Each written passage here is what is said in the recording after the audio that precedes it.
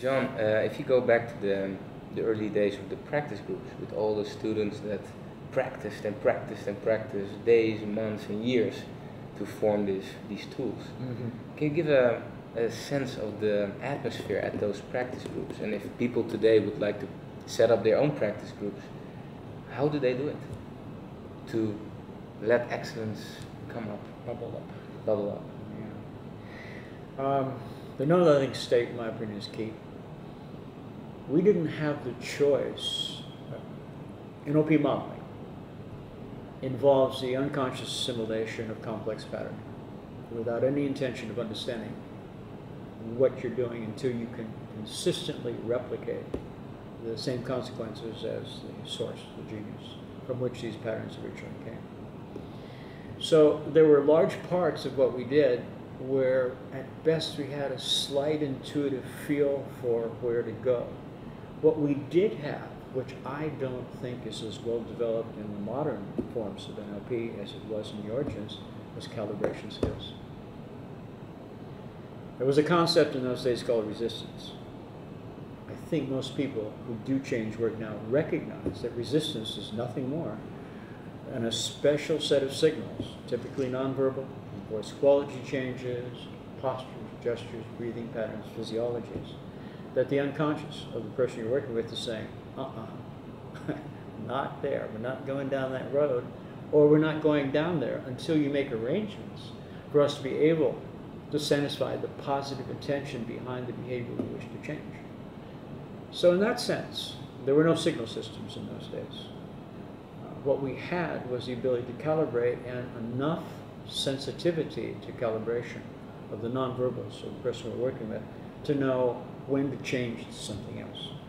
So imagine having, in the case of Erickson, for example, this stack, this pile, this disorganized mass of imitative behaviors that we could perform with some competency and had no idea which pattern should be applied to which piece of this complex encounter somebody undergoing change. So what did we have? All we had was the ability to calibrate, pick an imitative behavior out of the stack, throw it, hurl it at the client, watch the response, listen to the response, separate in all the nonverbal return messages, those messages that were associated in some trivial way with conscious movements, emphasis in the voice, and those that came from a deeper source, namely signals coming directly out of the unconscious. In that sense, resistance was our guide. The unconscious instructed us whether to continue along this path or to find and test in some trial and error mode something else. So the necessity for understanding was not a strong part of what we did. What was necessary was getting the consequences, the results, and within the ethical boundaries we established at that point intuitively, which have become somewhat more refined. There's still lots of questions there. Within those ethical boundaries, we did whatever necessary. When you read this book, you'll discover that there's very few, quote, failures. And so it's legitimate to ask the question, well, did you guys ever blow it? Did you ever mess it up? And the answer was, yeah, with a qualification.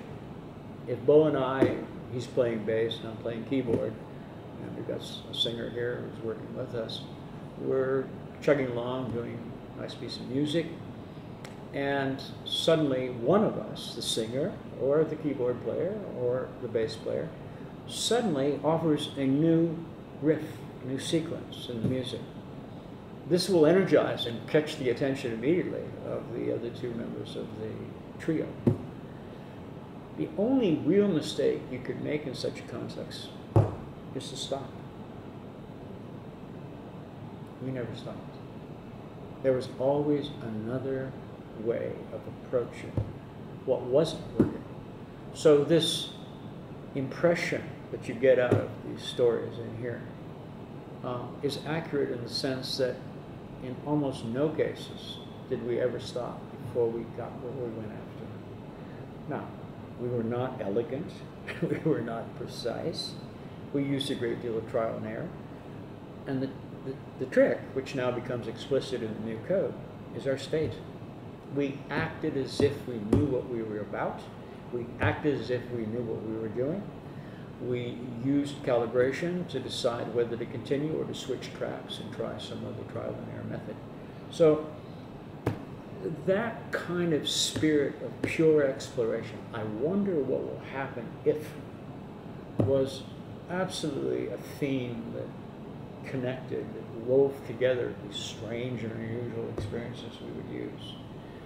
You can read in here or in Whispering about the discovery of representational systems. And there is a very simple example of how not exactly knowing what we were doing, but having a couple of examples and then generating other examples which intuitively fit into the same set, led us to experiment without knowing what we were doing in the world, to the point where things began to resolve, and suddenly we recognized the clarity of the association between the preferred or activated at the moment representational system, the eye movements which indicated which one it was, and the choice of predicates at the unconscious level which reinforce, if you wish to dignify it, the diagnosis. You often also say that you and Frank and Richard had very good rapport. Deep rapport. What were their qualities, so the qualities of Frank and Richard, that also contributed to the emergence of this field that we know NLP? Fearlessness. They refused to accept failure. They had each in their own way, Frank in Vietnam, and Richard with other experiences in his personal history, had been in contexts where their well-being, physical safety, depended upon the ability to act as if. I mean, if you've been through those kinds of experiences, and now you're standing in front of 200 people and doing a demonstration about fast phobia cure or something, what's the downside? You look out there, you don't see any machine guns. You don't see anybody pulling a pin on a grenade. So, I mean, how much risk is there? And I think the one thing that is clear the three of us shared was a certain audacity. We were unwilling to accept failure. That's how we kept playing until we found the right groove and the improvisation. And at the same time, there was little or no trembling of the state we were operating out of, because compared to other experiences in our personal history, what's the worst that can happen? And it was an acceptable worst case. And so we pushed on through. And blind in some cases, deaf in others, and sometimes with great clarity and purpose, but always using calibration as well. So when you guys went different ways, how did you take NLP on your life after the roaring 70s? Yeah. How did you take it on for yourself? The splitting of the ways happened in two phases. One, Frank went off in a different direction, into San Diego and on to Oklahoma, to establish his own study groups. Yeah. Continued to pursue the pattern in that way. You can read about the circumstances under which that occurred. Richard and I, again, it was a division of interests. He was interested in a class of events which I didn't find particularly attractive, and vice versa.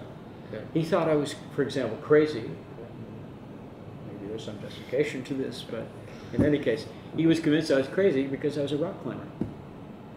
And he wouldn't subject himself to that, even though it wasn't a question of fear, it was a question of, why are you doing something like that? Yeah. So, and similarly, he had certain interests which I myself. So it was a natural, the three of us were like the Three Musketeers. I absolutely trusted these guys in the context in which we were operating. And this trust gave us enormous flexibility. I remember the Hilton Hotel in downtown Chicago, Richard and I with a couple hundred people, on stage, opening frame, somebody raises their hand and they went, fast phobia cure, blah, blah, blah, blah, this is amazing. Would you do a demonstration? And I stepped forward quickly and grabbed the attention. I went, interesting you asked this. My partner here, Bandler, brilliant man, has come up with a format for phobia cure, which doesn't involve any of the elements of fast phobia cure that you're aware of in the world. It's even faster than the fast phobia cure, and what an opportunity. Richard, show him your new format. This was all nonsense. There was no such new format. This put Richard on the spot of having to create something. This was not an asymmetric relationship. This happened, he would step forward and put me in these impossible situations. Even to that degree, I trusted both myself and my partners to create contexts where we would force each other to create something absolutely new on the spot. I don't see and hear that happening much anymore. Yeah. So I think those are the kinds of qualities, a certain playfulness, ability to maintain state under what other people considered high-pressure situations, which didn't seem to us at the time to be high-pressure situations, given the personal histories we three brought.